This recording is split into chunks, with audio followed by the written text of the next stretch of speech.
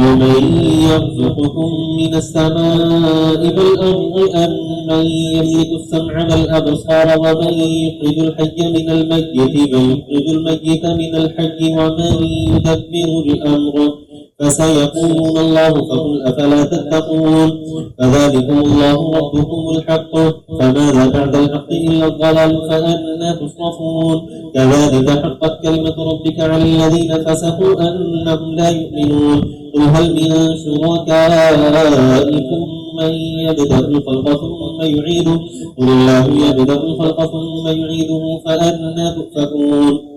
قل هل من شركائكم من يهدي إلى الحق قل الله يهدي للحق أفمن يهدي إلى الحق أحق أن يتبع أم من لا يهدي إلا أن يهدى فما لكم كيف تحكمون وما يتبع أكثرهم إلا ظنا إن الظن لا يغني من الحق شيئا إن الله عليم بما يفعلون وما كان هذا القرآن أن يفترى من دون الله ولكن تصديق الذي بين يديه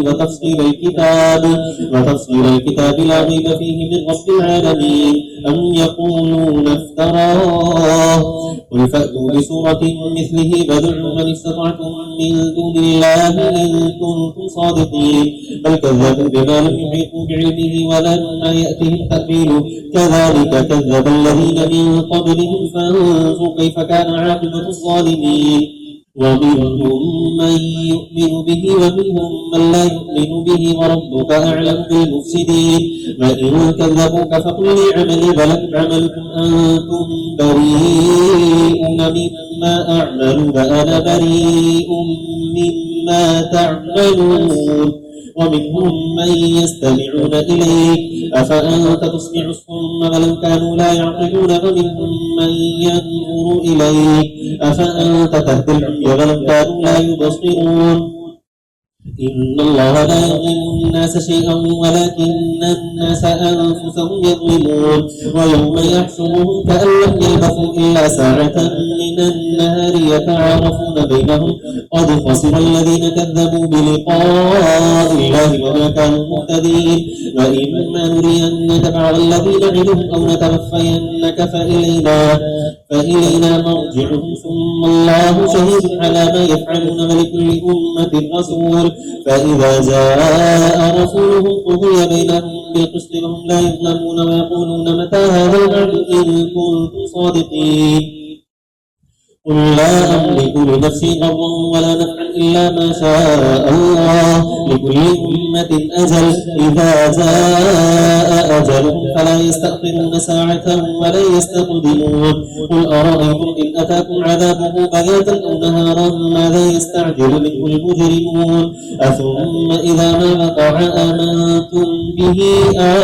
الآن وقد كنتم به تستعجلون ثم قيل للذين ظلموا ذوقوا عذاب الخلد هل تجزون إلا بما كنتم تكسبون فيستنبئونك أحق هو قل إي وربي إنه لحق وما أنتم بمعجزين ولو أن لكل نفس ظلمت ما في الأرض لافتدت به وأسروا الندامة لما رأوا العذاب وقضي بينهم بالقسط وهم لا يظلمون ألا إن لله ما في السماوات والأرض ألا إن بعد الله حق ولكن أكثرهم لا يعلمون هو يحيي ويميت وإليه ترجعون يا أيها الناس قد جاءتكم موعظة من ربكم وشفاء لما في الصدور وهدى ورحمة للمؤمنين قل بفضل الله وبرحمته فبذلك فليفرحوا هو خير مما يجمعون قل أرأيتم ما أنزل الله لكم من رزق فجعلتم منه حراما وحلالا قل الله أذن لكم على الله تفترون وما ظن الذين يفترون على الله الكذب يوم القيامة إن الله لذو فضل على الناس ولكن أكثرهم لا يشكرون وما تكون في شأن وما تتلو منه من قرآن ولا تعملون من عمل إلا كنا عليكم شهودا إذ تفيضون فيه وما يعزب عن ربك من مثقال ذرة في الأرض ولا في السماء ولا أصغر من ذلك ولا أكبر إلا في كتاب مبين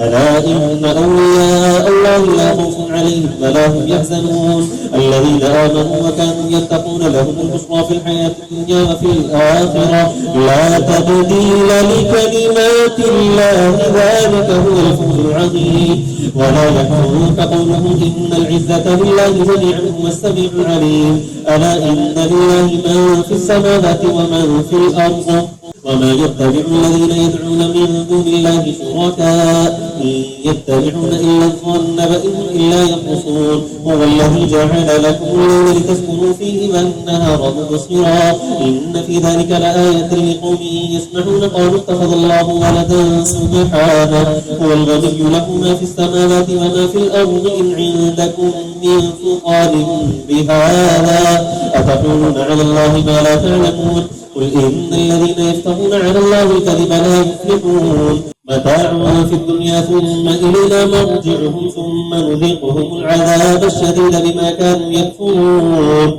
واتل عليهم نبأ نوح إذ قال لقومه يا قوم إن كان كبر عليكم مقامي وتذكيري بآيات الله فعلى الله توكلت فأجمعوا أمركم وشركاءكم ثم لا يكن أمركم عليكم أمة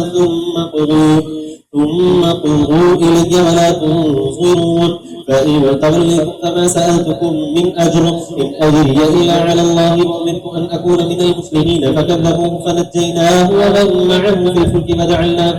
وجعلناهم خلائف وأغرقنا الذين كذبوا بآياتنا فانظروا كيف كان عاقبة المنذرين ثم بعثنا من بعده رسلا إلى قومهم فجاءوهم بالبينات فما كانوا ليؤمنوا بما كذبوا به من قبل كذلك نطبع على قلوب المعتدين ثم بعثنا من بعدهم موسى وهارون إلى فرعون وملئه بآياتنا فاستكبروا وكانوا قوما مجرمين فلما جاءهم الحق من عندنا قالوا إن هذا لسحر مبين قال موسى أتقولون للحق لما جاءكم أسحر هذا ولا يفلح الساحرون قالوا أجئتنا لتلفتنا عما وجدنا عليه آباءنا وتكون لكما الكبرياء في الأرض وما نحن لكما بمؤمنين وقال فرعون ائتوني بكل ساحر عليم فلما جاء السحرة قال لهم موسى ألقوا ما أنتم ملقون فلما ألقوا قال موسى ما جئتم به السحر إن الله سيبطله إن الله لا يصلح عمل المفسدين ويحق الله الحق بكلماته ولو كره المجرمون فما آمن لموسى إلا ذرية من قومه على خوف من فرعون وملئهم أن يفتنهم وإن فرعون لعال في الأرض وإنه لمن المسرفين وقال موسى يا قوم إن كنتم آمنتم بالله فعليه توكلوا إن كنتم مسلمين فقالوا على الله توكلنا ربنا لا تجعلنا فتنة للقوم الظالمين ونجنا برحمتك من القوم الكافرين وأوحينا إلى موسى وأخيه أن تبوأ لقومكما بمصر بيوتا واجعلوا بيوتكم قبلة وأقيموا الصلاة وبشر المؤمنين وقال موسى ربنا إنك آتيت فرعون وملأه زينة وأموالا في الحياة الدنيا ربنا ليضلوا عن سبيلك ربنا اطمس على أموالهم واشدد على قلوبهم فلا يؤمنوا حتى يروا العذاب الأليم قال قد أجيبت دعوتكما فاستقيما ولا تتبعان سبيل الذين لا يعلمون وجاوزنا ببني إسرائيل البحر فأتبعهم فرعون وجنوده بغيا وعدوا حتى إذا أدركه الغرق قال آمنت أنه لا إله إلا الذي آمنت به بنو إسرائيل وأنا من المسلمين الآن وقد عصيت قبل وكنت من المفسدين فاليوم ننجيك ببدنك لتكون لمن خلفك آية وإن كثيرا من الناس عن آياتنا لغافلون ولقد بوأنا بني إسرائيل مبوأ صدق ورزقناهم من الطيبات فما اختلفوا حتى جاءهم العلم إن ربك يقضي بينهم يوم القيامة فيما كانوا فيه يختلفون فإن كنت في شك مما أنزلنا إليك فاسأل الذين يقرؤون الكتاب من قبلك لقد جاءك الحق من ربك فلا تكونن من الممترين ولا تكونن من الذين كذبوا بآيات الله فتكون من الخاسرين إن الذين حقت عليهم كلمة ربك لا يؤمنون ولو جاءتهم كل آية حتى يروا العذاب الأليم ولولا كانت قرية آمنت فنفعها إيمانها إلا قوم يونس لما آمنوا كشفنا عنهم عذاب الخزي في الحياة الدنيا ومتعناهم إلى حين ولو شاء ربك لآمن من في الأرض كلهم جميعا أفأنت تكره الناس حتى يكونوا مؤمنين وما كان لنفس أن تؤمن إلا بإذن الله ويجعل الرجس على الذين لا يعقلون قل انظروا ماذا في السماوات والأرض وما تغني الآيات وانظروا عن قوم لا يؤمنون فهل ينتظرون إلا مثل أيام الذين خلوا من قبلهم قل فانتظروا إني معكم من المنتظرين ثم ننجي رسلنا والذين آمنوا كذلك حقا علينا ننجي المؤمنين قل يا أيها الناس إن كنتم في شك من ديني فلا أعبد الذين تعبدون من دون الله ولكن أعبد الله الذي يتوفاكم وأمرت أن أكون من المؤمنين وأن أقم وجهك للدين حنيفا ولا تكونن من المشركين ولا تدع من دون الله ما لا ينفعك ولا يضرك فإن فعلت فإنك إذا من الظالمين وإن يمسسك الله بضر فلا كاشف له إلا هو وإن يردك بخير فلا راد لفضله يصيب به من يشاء من عباده وهو الغفور الرحيم قل يا أيها الناس قد جاءكم الحق من ربكم فمن اهتدى فإنما يهتدي لنفسه ومن ضل فإنما يضل عليها وما أنا عليكم بوكيل واتبع ما يوحى إليك واصبر حتى يحكم الله وهو خير الحاكمين ألف لام كتاب حكمت آياته ثم فصلت من لدن حكيم خبير ألا تعبدوا إلا الله إنني لكم منه نذير وبشير وأن استغفروا ربكم ثم توبوا إليه يمتعكم متاعا حسنا إلى أجل مسمى ويؤتي كل ذي فضل فضله وإن تولوا فإني أخاف عليكم عذاب يوم كبير إلى الله مرجعكم وهو على كل شيء قدير ألا إنهم يهدون صدورهم ليستغفوا منه ألا حين يستغشون ثيابهم يعلم ما يسرون وما يعلنون إنه عليم بذات الصدور وما من دابة في الأرض إلا على الله رزقها ويعلم مستقرها ومستودعها كل في كتاب مبين وهو الذي خلق السماوات والأرض في 6 أيام وكان عرشه على الماء ليبلوكم أيكم أحسن عملا ولئن قلت إنكم مبعوثون من بعد الموت ليقولن الذين كفروا إن هذا إلا سحر مبين ولئن أخرنا عنهم العذاب إلى أمة معدودة ليقولن ما يحبسه ألا يوم يأتيهم ليس مصروفا عنهم وحاق بهم ما كانوا به يستهزئون ولئن أذقنا الإنسان منا رحمة ثم نزعناها منه إنه ليئوس كفور ولئن أذقناه نعماء بعد ضراء مسته ليقولن ذهب السيئات عني إنه لفرح فخور إلا الذين صبروا وعملوا الصالحات أولئك لهم مغفرة وأجر كبير فلعلك تارك بعض ما يوحى إليك وضائق به صدرك أن يقولوا لولا أنزل عليه كنز أو جاء معه ملك إنما أنت نذير والله على كل شيء وكيل أم يقولون افتراه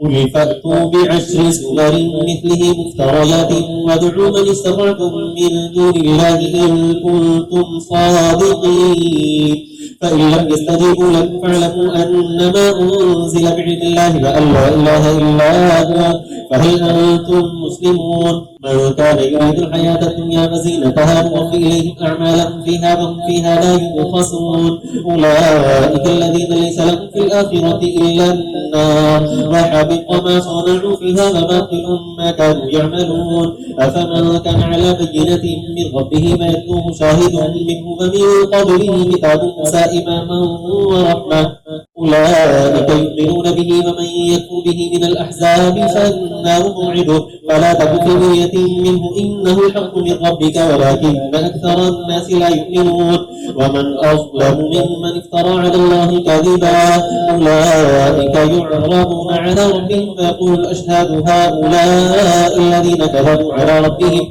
ألا لعنة الله على الظالمين الذين يصدون عن سبيل الله ويبغونها عوجا وهم بالآخرة هم كافرون أولئك لم يكونوا معجزين في الأرض وما كان لهم من دون الله من أولياء يضاعف لهم العذاب ما كانوا يستطيعون السمع وما كانوا يبصرون أولئك الذين خسروا أنفسهم وضل عنهم ما كانوا يفترون لا جرم أنهم في الآخرة هم الأخسرون إن الذين آمنوا وعملوا الصالحات فأخبتوا إلى ربهم أولئك أصحاب الجنة هم فيها خالدون مثل الفريقين كالأعمى والأصم والبصير والسميع هل يستويان مثلا أفلا تذكرون ولقد أرسلنا نوحا إلى قومه إني لكم نذير مبين ألا تعبدوا إلا الله إني أخاف عليكم عذاب يوم أليم فقال الملأ الذين كفروا من قومه ما نراك إلا بشرا مثلنا وما نراك اتبعك إلا الذين هم أراذلنا بادي الرأي وما نرى لكم علينا من فضل بل نظنكم كاذبين قال يا قوم أرأيتم إن كنت على بينة من ربي فآتاني رحمة من عنده فعميت عليكم أنزلكموها وأنتم لها كارهون ويا قوم لا أسألكم عليه مالا إن أجري إلا على الله وما أنا بطارد الذين آمنوا إنهم ملاقو ربهم ولكني أراكم قوما تجهلون ويا قوم من ينصرني من الله إن طرقوا أفلا تذكرون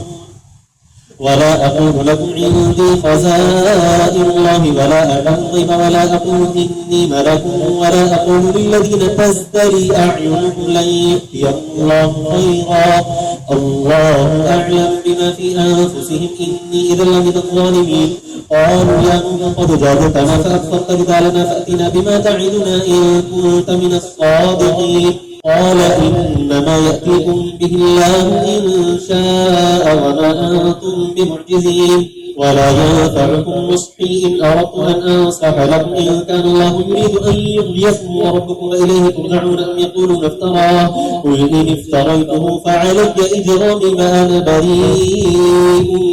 مما تجرمون وأوحي إلى نوح أنه لن يؤمن من قومك إلا من قد آمن فلا تبتئس بما كانوا يفعلون واصنع الفلك بأعيننا ووحينا ولا تخاطبني في الذين ظلموا إنهم مغرقون ويصنع الفلك وكلما مر عليه ملأ من قومه سخروا منه قال إن تسخروا منا فإنا نسخر منكم كما تسخرون وسوف تعلمون من يأتيه عذاب يخزيه ويحل عليه عذاب مقيم حتى إذا جاء أمرنا وفارت النور يحمل فيها من كل زوجين اثنين وأهلك إلا من سبق عليه القول وما آمن معه إلا قليل وقال اركبوا فيها بسم الله مجرها ومرساها إن ربي لغفور رحيم وهي تجري بهم في موج كالجبال ونادى نوح ابنه وكان في معزل يا بني اركب معنا ولا تكن مع الكافرين قال سآوي إلى جبل يعصمني من الماء قال لا عاصم اليوم من أمر الله إلا من رحم وحال بينهما الموج فكان من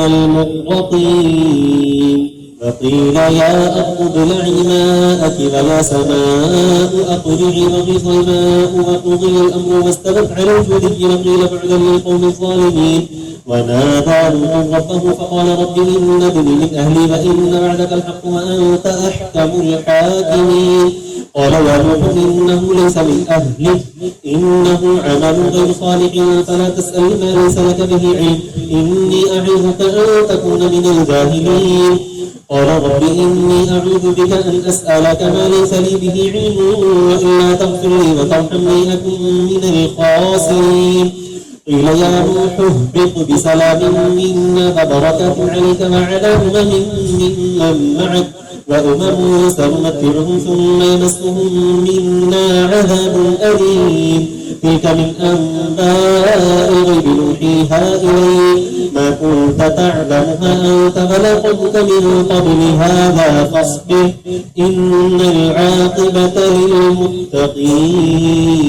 للمتقين. وإلى عاد أخاهم هودا قال يا قوم اعبدوا الله ما لكم من إله غيره إن أنتم إلا مفترون. يا قوم لا أسألكم عليه أجرا إن أجري إلا على الذي فطرني أفلا تعقلون. ويا قوم استغفروا ربكم ثم توبوا إليه يرسل السماء عليكم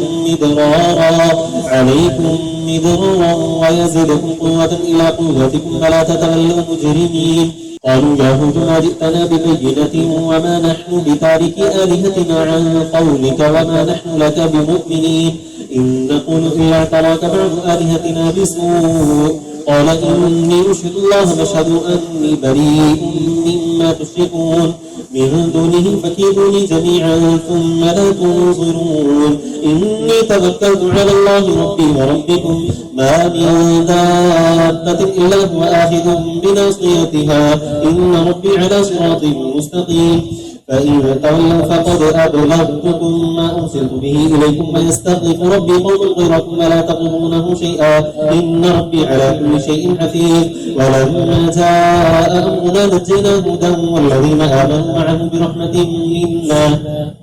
ونجيناهم من عذاب غليظ. وتلك عاد جحدوا بآيات ربهم وعصوا رسله واتبعوا أمر كل جبار عنيد وأتبعوا في هذه الدنيا لعنة ويوم القيامة. ألا إن عادا كفروا ربهم ألا بعدا لعاد قوم هود. وإلى ثمود أخاهم صالحا قال يا قوم اعبدوا الله ما لكم من إله غيره وأنشأكم من الأرض واستعمركم فيها فاستغفروه ثم توبوا إليه إن ربي قريب مجيب. قالوا يا صالح قد كنت فينا مرجفا قبل هذا أتنهانا أن نعبد ما يعبد آباؤنا فإننا لفي شك مما تدعونا إليه مريب. قال يا قوم أرأيتم إن كنت على بينة من ربي وآتاني منه رحمة فمن ينصرني من الله إن عصيته فما تزيدونني غير تقصير.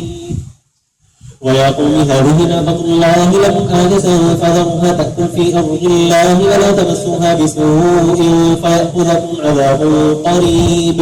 فعقروها فقال تمتعوا في داركم 3 أيام ذلك وعد غير مكذوب. فلما جاء أمرنا نجينا صالحا والذين آمنوا معه برحمة منا ومن خزي يومئذ إن ربك هو القوي العزيز. وأخذ الذين ظلموا الصيحة فأصبحوا في ديارهم جاثمين كأن لم يغنوا فيها ألا إن ثمود كفروا ربهم ألا بعدا لثمود. ولقد جاءت رسلنا إبراهيم بالبشرى قالوا سلاما قال سلام فما لبث أن جاء بعجل حنين. فلما رأى أيديهم لا تصل إليه نكرهم وأوجس منه خيفة قالوا لا تخف إنا أرسلنا إلى قوم لوط وامرأته قائمة فضحكت فبشرناها بإسحاق ومن وراء إسحاق يعقوب. قالت يا ويلتى آلد وأنا عجوز وهذا بعلي شيخا إن هذا لشيء عجيب. قالوا أتعجبين من أمر الله رحمة الله وبركاته عليكم أهل البيت إنه حميد مجيد. فلما ذهب عن إبراهيم الرجل وجاءه البشرى يجادلنا في قوم لوط إن إبراهيم لحليم أواه منيب.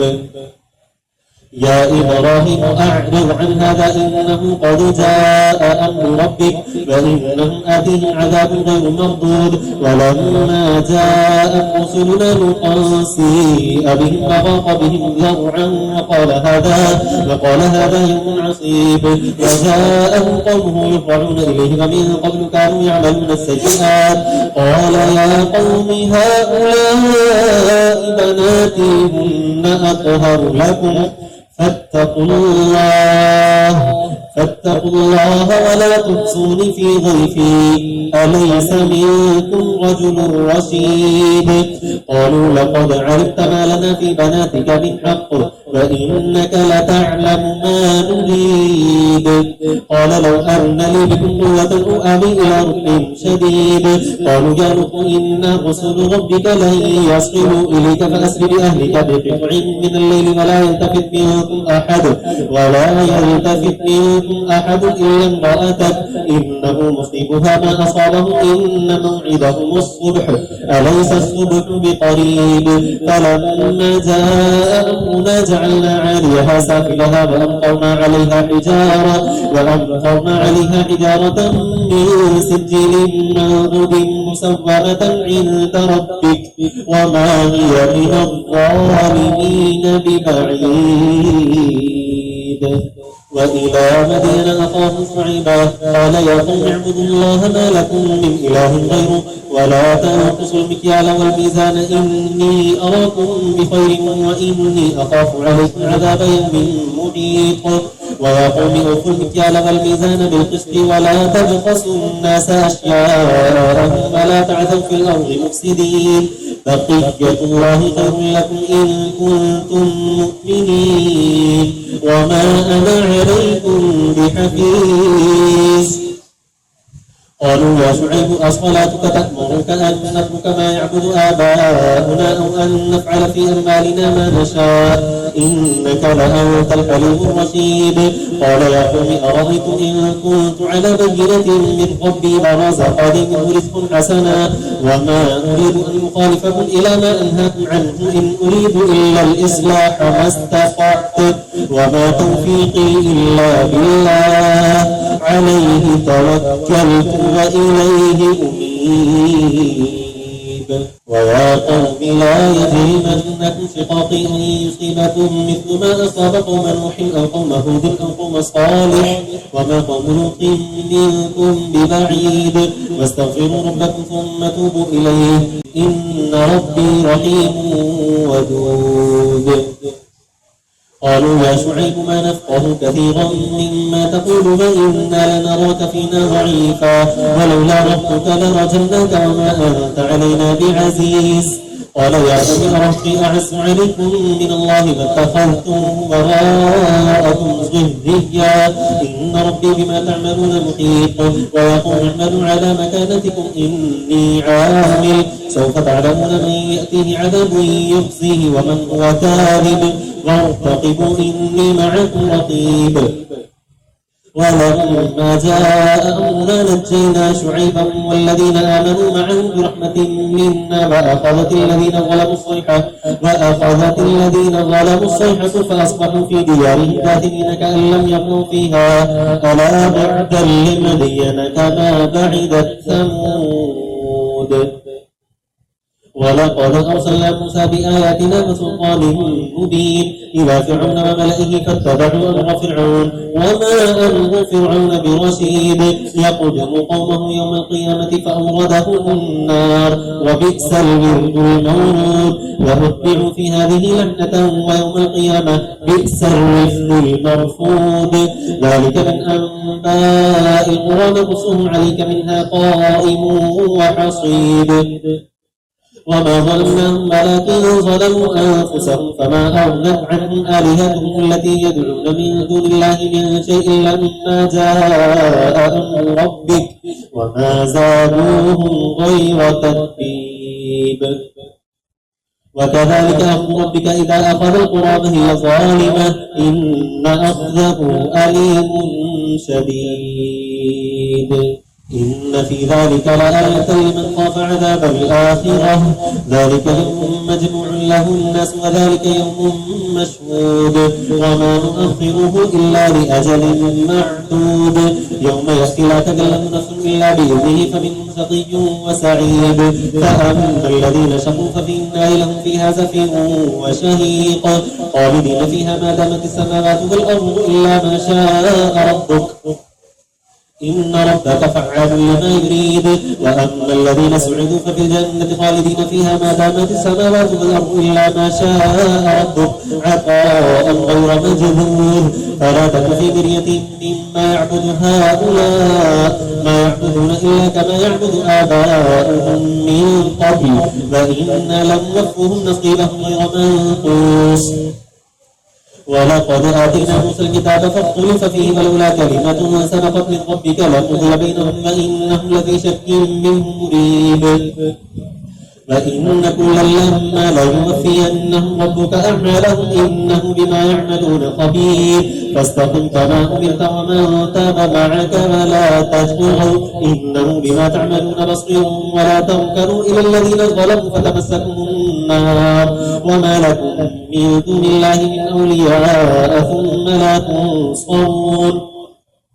وأقم الصلاة طرفي النهار وزلفا من الليل إن الحسنات يذهبن السيئات ذلك ذكرى للذاكرين واصبر فإن الله لا يضيع أجر المحسنين فلولا كان من القرون من قبلكم أولو بقية ينهون عن الفساد في الأرض إلا قليلا ممن أنجينا منهم اتبع الذين ظلموا ما أترفوا فيه وكانوا مجرمين وما كان ربك ليهلك القرى بظلم وأهلها مصلحون فلو شاء ربك لجعل الناس أمة واحدة ولا يزالون مختلفين إلا من رحم ربك ولذلك خلقهم وتمت كلمة ربك لأملأن جهنم من الجنة والناس أجمعين وكلا نقص عليك من أنباء الرسل ما نثبت به فؤادك وجاءك في هذه الحق وموعظة وذكرى للمؤمنين وكل الذين لا يؤمنون اعملوا على مكانتكم إنا عاملون وانتظروا إنا منتظرون ولله ملك السماوات والأرض وإليه يرجع الأمر كله فاعبده وتوكل عليه وما ربك بغافل ما تعملون ألف لام را تلك آيات الكتاب المبين إنا أنزلناه قرآنا عربيا لعلكم تعقلون نحن نقص عليك أحسن القصص بما أوحينا إليك هذا القرآن وإن كنت من قبله لمن الغافلين إذ قال يوسف لأبيه يا أبت إني رأيت 11 كوكبا والشمس والقمر رأيتهم لي ساجدين قال يا بني لا تقصص رؤياك على إخوتك فيكيدوا لك كيدا إن الشيطان للإنسان عدو مبين وكذلك يجتبيك ربك ويعلمك من تأويل الأحاديث ويتم نعمته عليك وعلى آل يعقوب كما أتمها على أبويك من قبل إبراهيم وإسحاق إن ربك عليم حكيم لقد كان في يوسف وإخوته آيات للسائلين إذ قالوا ليوسف وأخوه أحب إلى أبينا منا ونحن عصبة إن أبانا لفي ضلال مبين اقتلوا يوسف أو اطرحوه أرضا يخل لكم وجه أبيكم وتكونوا من بعده قوما صالحين قال قائل منهم لا تقتلوا يوسف وألقوه في غيابة الجب يلتقطه بعض السيارة إن كنتم فاعلين قالوا يا أبانا ما لك لا تأمنا على يوسف وإنا له لناصحون أرسله معنا غدا يرتع ويلعب وإنا له لحافظون قال إني ليحزنني أن تذهبوا به وأخاف أن يأكله الذئب وأنتم عنه غافلون قالوا لئن أكله الذئب ونحن عصبة إنا إذا لخاسرون فلما ذهبوا به فأجمعوا أن يجعلوه في غيابة الجب وأوحينا إليه لتنبئنهم بأمرهم هذا وهم لا يشعرون وجاءوا أباهم عشاء يبكون قالوا يا أبانا إنا ذهبنا نستبق وتركنا يوسف عند متاعنا فأكله الذئب وما أنت بمؤمن لنا بل كنا صادقين وجاءوا على قميصه بدم كذب قال بل سولت لكم أنفسكم أمرا فصبر جميل والله المستعان على ما تصفون وجاءت سيارة فأرسلوا واردهم فأدلى دلبا قال يا بشرى هذا غلام وأسروه بضاعة والله عليم بما يعملون وشروه بثمن بخس دراهم معدودة وكانوا فيه من الزاهدين وقال الذي اشتراه من مصر لامرأته أكرمي مثواه عسى أن ينفعنا أو نتخذه ولدا وكذلك مكنا ليوسف في الأرض ولنعلمه من تأويل الأحاديث والله غالب على أمره ولكن أكثر الناس لا يعلمون ولما بلغ أشده آتيناه حكما وعلما وكذلك نجزي المحسنين وراودته التي هو في بيتها عن نفسه فغلقت الأبواب وقالت هيت لك قال معاذ الله إنه ربي أحسن مثواي إنه لا يفلح الظالمون ولقد همت به وهم بها لولا أن رأى برهان ربه كذلك لنصرف عنه السوء والفحشاء إنه من عبادنا المخلصين واستبق الباب وقدت قميصه من دبر وألف يا سيدها لدى الباب قالت ما جزاء من أراد بأهلك سوءا إلا أن يسجن أو عذاب أليم قال هي راودتني عن نفسي وشهد شاهد من أهلها إن كان قميصه قد من قبل فصدقت وهو من الكاذبين وإن كان قميصه قد من دبر فكذبت وهو من الصادقين فلما رأى قميصه قد من دبر قال إنه من كيدكم إن كيدكن عظيم يوسف أعرض عن هذا واستغفري لذنبك إنك كنت من الخاطئين وقال نسبة في المدينة امرأة العزيز تراود فتاها عن نفسه قد شغفها حبا إنا لنراها في ضلال مبين فلما سمعت بمكرهن أرسلت إليهن وأعتدت لهن متكئا وآتت كل واحدة منهن سكينا وقالت اخرج عليهن فلما رأينه أكبرنه وقطعن أيديهن وقلن حاش لله ما هذا بشرا إن هذا إلا ملك كريم قالت فذلكن الذي لمتنني فيه ولقد راودته عن نفسه فاستعصم ولئن لم يفعل ما أمره ليسجنن وليكون من الصاغرين قال رب السجن أحب إلي مما يدعونني إليه وإلا تصرف عني كيدهن أصب إليهن وأكون من الجاهلين فاستجاب له ربه فصرف عنه كيدهن إنه هو السميع العليم ثم بدا لهم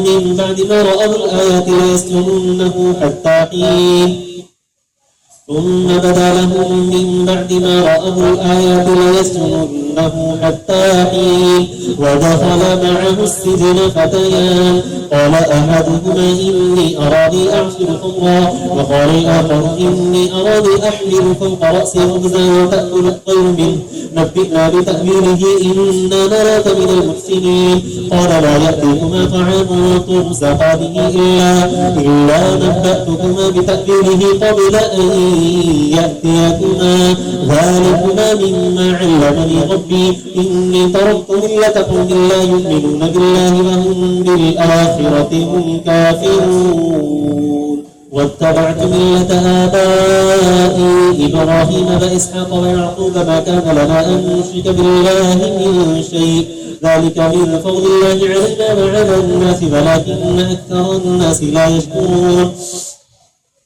يا صاحبي السجن أأرباب متفرقون خير أم الله الواحد القهار ما تعبدون من دونه إلا أسماء سميتموها أنتم وآباؤكم ما أنزل الله بها من سلطان إن الحكم إلا لله أمر أن لا تعبدوا إلا إياه ذلك الدين القيم ولكن أكثر الناس لا يعلمون يا صاحبي السجن أما أحدكما فيسقي ربه خمرا وأما الآخر فيصلب فتأكل الطير من رأسه قضي الأمر الذي فيه تستفتيان فقال للذي ظن أنه ناج منه اذكرني عند ربك فأنساه الشيطان ذكر ربه فلبث في السجن بضع سنين وقال الملك إني أرى 7 بقرات سمان يأكلهن 7 عجاف و7 سنبلات خضر وأخرى يابسات يا أيها الملأ أفتوني في رؤياي إن كنتم للرؤيا تعبرون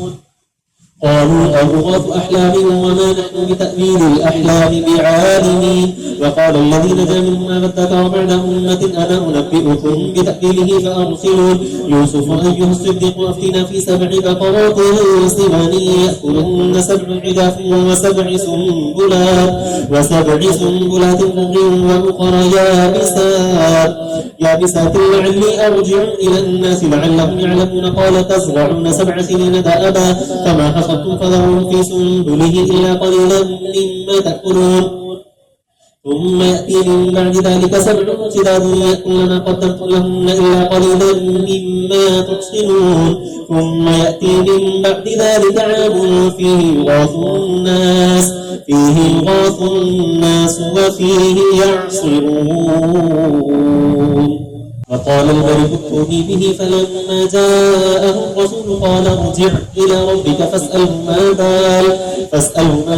النسبة التي قطعن أيديهن إن ربي بكيدهن عليم قال ما خطبكن إذ راودتن يوسف عن نفسه قلنا حاشا لله ما علمنا عليه من سوء قالت امرأة العزيز الآن حصل الحق أنا راودته عن نفسه وإنه لمن الصادقين ذلك ليعلم أني لم أخنه بالغيب وأن الله لا يهدي كيد الخائنين